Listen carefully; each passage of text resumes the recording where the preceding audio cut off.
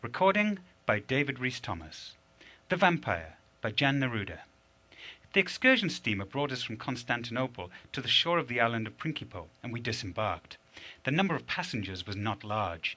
There was one Polish family, a father, a mother, a daughter, and her bridegroom, and then we two.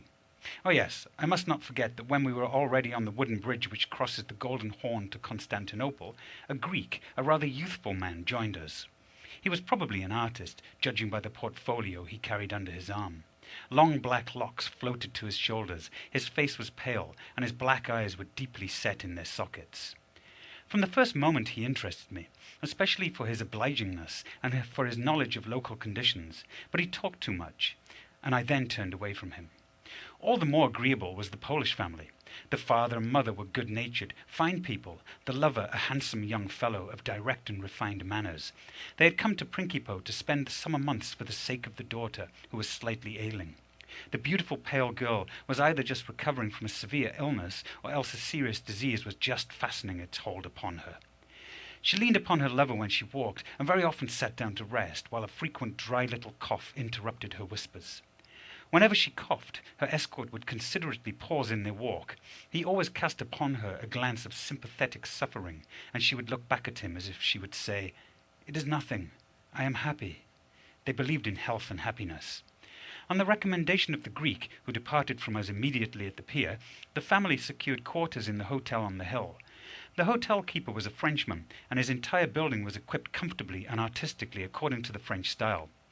We breakfasted together, and when the noon heat had abated somewhat, we all betook ourselves to the heights, where in the grove of Siberian stone pines we could refresh ourselves with the view. Hardly had we found a suitable spot and settled ourselves, when the Greek appeared again. He greeted us lightly, looked about, and seated himself only a few steps from us. He opened his portfolio and began to sketch. "I think he purposely sits with his back to the rock so that we can't look at his sketch," I said. "We don't have to," said the young Pole. "We have enough before us to look at." After a while he added, "It seems to me he's sketching us in a sort of background. Well, let him." We truly did have enough to gaze at. There is not a more beautiful or more happy corner in the world than that very Principo. The political martyr Irene, contemporary of Charles the Great, lived there for a month as an exile. If I could live a month of my life there, I would be happy, for the memory of it for the rest of my days. I shall never forget even that one day spent at Principo.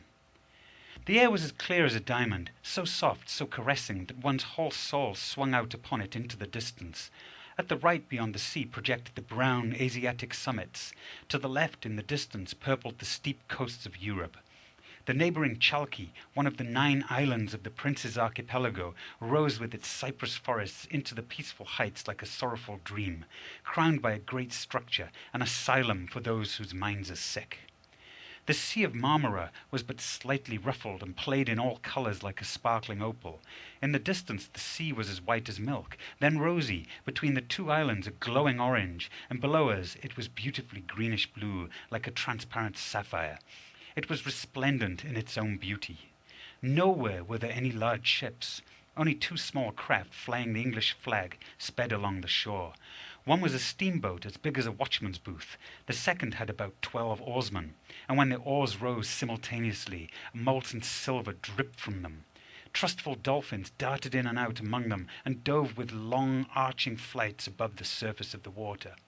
Through the blue heavens now and then, calm eagles winged their way, measuring the space between 2 continents. The entire slope below us was covered with blossoming roses, whose fragrance filled the air.